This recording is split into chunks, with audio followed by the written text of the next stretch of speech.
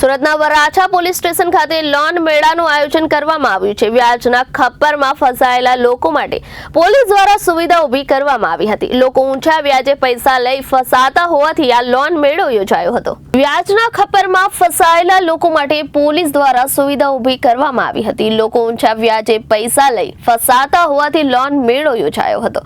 વરાછા વિસ્તારના 100 જેટલા લાભાર્થીઓ હાજર રહ્યા હતા અને પોલીસ દ્વારા લોકોને લોન સરળતાથી મળે તે હેતુથી આયોજન કરવામાં આવ્યું હતું। વરાછા પોલીસ અને વરાછા બેંક દ્વારા આયોજન કરવામાં આવ્યું હતું। જે લોકોને જરૂરિયાત હોય તેને નજીવા વ્યાજે લોન આપવામાં આવશે।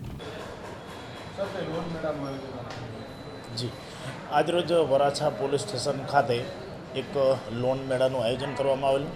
જે લોન મેળામાં વરાછા કોઓપરેટિવ બેંકના કર્મચારીઓ અત્રે પધારેલ છે।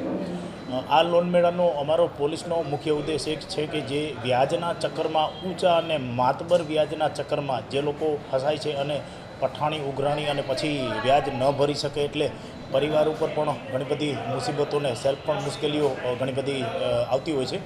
તો એ અનુસંધાને જે વરાછા કોઓપરેટિવ બેંકના જે કર્મચારીઓ આજે ખૂબ સરસ માહિતી આપી અને એ એમના જે લોનના દર છે જે વ્યાજ દર એ ખૂબ જ નજીવા વ્યાજ દર છે। એટલે આજરોજ લગભગ 101 જેટલા વરાછા પોલીસ સ્ટેશન વિસ્તારના લાભાર્થીઓ આવેલા અને અલગ અલગ જે લોનની શ્રમિક લોન છે, નાની મોટી બીજી કોઈ એમને ધંધો શરૂ કરવા માટે પણ કોઈ લોન હોય તો એના ખૂબ જ નીચા વ્યાજ દર છે અને એ બાબતે લગભગ 101 લાભાર્થીઓએ એમનો લાભ આજરોજ લીધેલ છે।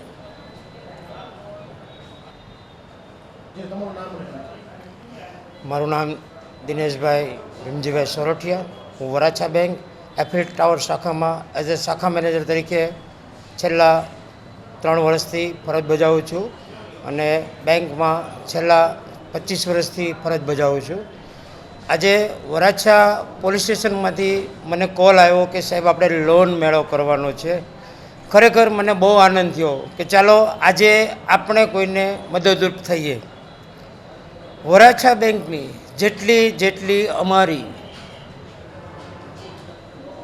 વિધાઉટ પ્રોપર્ટીમાં જે લોન છે અને એકદમ નોર્મલ વ્યાજ સાથે જે અમે લોન પ્રોવાઈડ કરીએ છીએ, આવા જે નાના અને મધ્યમ વર્ગના જે કર્મચારીઓ છે કે જે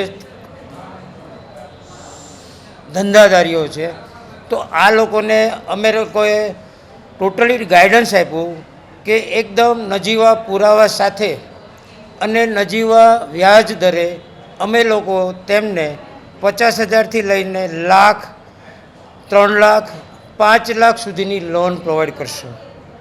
ખરેખર અમે લોકો દિલથી વરાછા પોલીસ સ્ટેશન, ગોજિયા સાહેબ, પરમાર સાહેબનો આભાર માનીએ છીએ કે અમને અહીંયા બોલાવી અને આવા મધ્યમ વર્ગના જે લોકો છે એમની સેવા કરવાનો અમને મોકો આપ્યો। Thank you. Bureau report Janadesh news, Surat.